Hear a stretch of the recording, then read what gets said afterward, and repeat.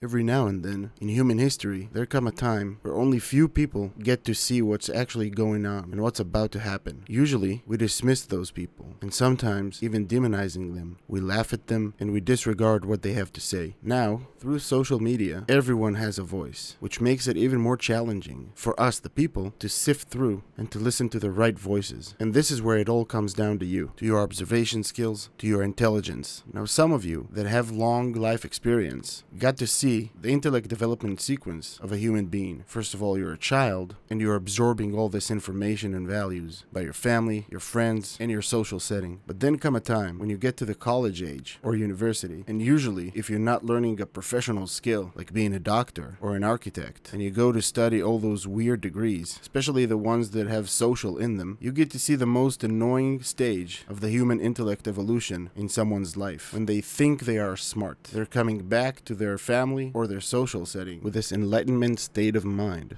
that now they know the cause of all world problems and they have the solutions to them. And they're doing that basically without being independent for one day in their life, never paid taxes, and now they know it all. The same thing happens again, usually when two people get married and they think that they're gonna have it right. They know how to be married, they know how to raise children, and they're judging other parents. There is no need to be mad at these people because this is only a stage in human cognitive evolution. All these quirks will disappear once the person will develop a true sense of humility, which in life allow you to absorb information more accurately from a proportional point of view, and the understanding that your knowledge about the subject is limited and there's a lot to learn and educate yourself. In this stage in life, usually your interest will grow. You'll absorb new information and you'll have the same thought that most of adults have during this transformation, which is, man, if I were to be in high school right now, I'll be such a great student. And the wishful thinking about time travel will bother you every now and then. Now I want to share with you my experience of social media in the past few years. There is some influencers that have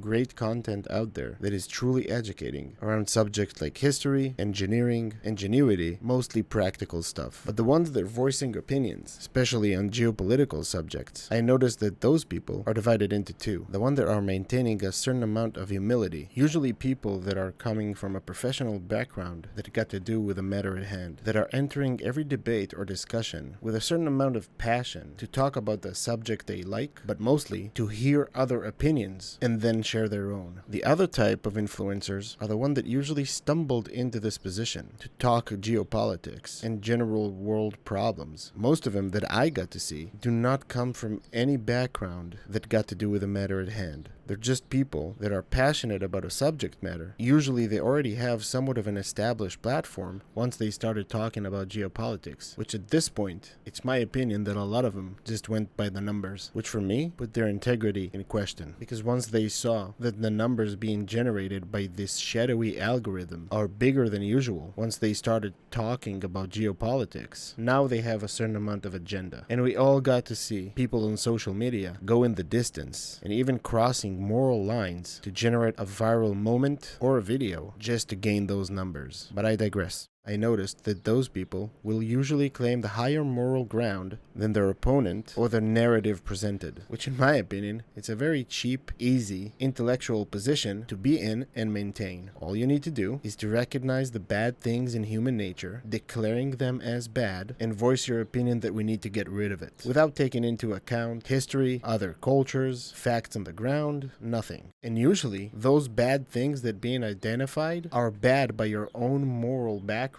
of whatever country you're coming from. And it's very similar to the meat eaters versus the vegans, where the vegans have a certain moral standpoint that they believe in, and now they look at you as a meat eater as someone that have a lower moral ground than them. And if that's not enough, sometimes you as a meat eater will be demonized because of that, because the fact that you eat meat makes you inherently a bad person. So it's the regular cheap shot. Instead of debating the fact of the matter, I'll just position myself morally above you, and now nothing you say will be taken into account, because you're the bad and I'm the good, and therefore they're right, just because of that. So it's all got to do with your beliefs, you see, with your own personal morals and your own point of view on life in general and on other cultures. And I always use the example example of the cannibalistic tribe. That if you go to a cannibalistic tribe and try to explain to them that this is immoral to eat other human beings, which it is in Western culture, they will probably have a counter argument that you are immoral for not consuming your elders because in this way they can live with you forever, which is a point that I heard being made of a cannibalistic tribe in history that have those certain morals in regards with eating other people. So this is their culture, and it's a very challenging position to be in, to force your own culture that recognize that thing as a bad thing upon them. And it's an interesting question altogether. What will you do? Will you take over the land and force them to believe whatever it is that you believe? Will you try to educate them to match your own morals? I don't know. I have no answer to this question, but I think it's a really interesting one, just to see how deep our conviction in our own morals can take us, and will we make the right decision, and if there is one. The reason I mentioned all that is because for me it looks like the conversation has been hijacked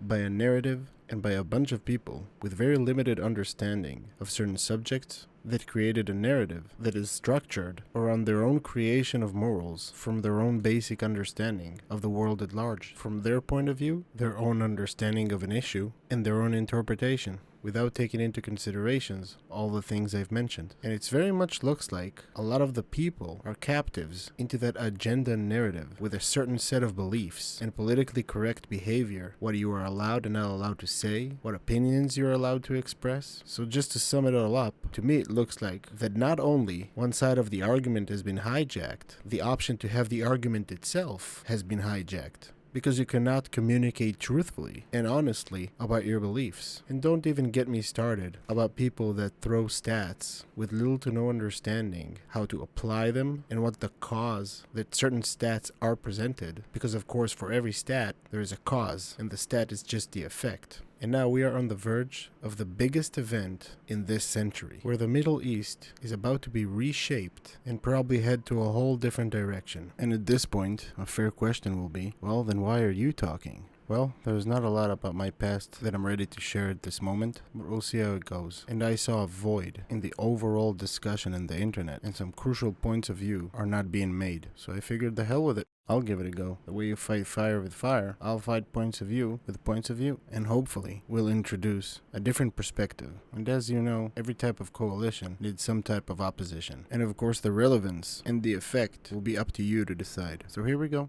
In the days leading up to World War II, Churchill was the one warning the world, but especially Britain, about the dangers in Germany increasing their power. He warned about their intent and the devastating cost that the world will have to pay if they will achieve the sufficient amount of power to do what he claims they are trying to do, which obviously later became true. But Britain and the world did not listen. They called him a crazy person, a warmonger, and then they sent Chamberlain to engage in diplomacy and try to negotiate for peace with Germany. And of course, he did. He came back, he was proud, waving a signed peace agreement from the mustachio man himself, and declared peace in our time. And of course, that did not hold. The guy with a mustache have lied, and World War II started short time after. At this point, Churchill has been called to serve as Britain Prime Minister, to lead the war, hopefully for victory, because sadly, the devastation of the war did match his predictions. But even then, America still refused to join the war, because they did not think they are at imminent risk. And the vibe back then was very much that the problems in Europe are Europe's problems. To a degree, this is a very understandable point of view after World War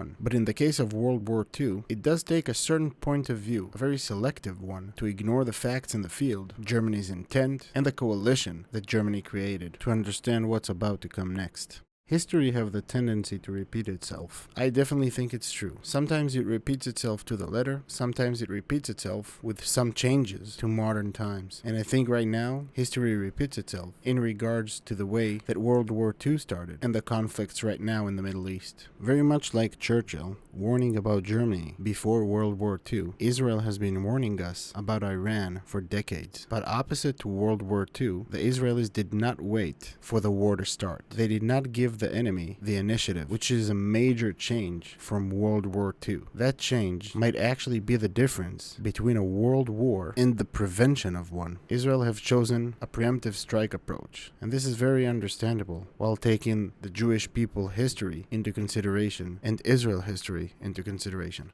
There is still much to talk about culture. The Iranian culture, or more accurately, the Iranian regime culture, which includes in it the Persian culture, the Jewish culture, the culture of different countries in Europe, the American culture, and so on. It got a lot to do with the attitudes and different types of approach into current events. But in order to keep this video short, I just want to say this. Israel has done a huge favor to the whole world, and specifically to the Middle East. It looks like now all the roadblocks are laid out, and we are heading into a different Middle East. That now Arab countries will no longer have to stay silent, and they will be able to voice their opinion and act upon their own interest, and actually change their attitude to care for their own people instead of the mission forced upon them by Iran, and hopefully strive to peace. Of course, with a religion like Islam that is the majority of the Middle East, there will be factions that will still continue in their acts of terrorism, but now they will no longer have the backing by means or by religious justification from a huge country that declared itself the religious leaders of the Muslim world and acted in such diabolical fashion to create destruction and death all across the Western world just to assert their dominance. And they did all that while keeping their own people hostages to their own crazy ideology and religious ideas, while putting them at risk from the possible outcomes of such behavior. And I think it's time for the Iranian people to remember that they are proud Persians and take back what's theirs. Back to the point that I made in the beginning, where I raised the question of is it justified for you to be involved in other people's cultures if they live their lives by a different set of morals that does not match yours? My simple opinion on that is no. You are not allowed to get involved in other cultures and force your own upon them, unless their culture is forcing you to act. For example, if their culture is calling to your destruction and they see you as subhuman, yes, this is crossing a red line, which in this case, you must act.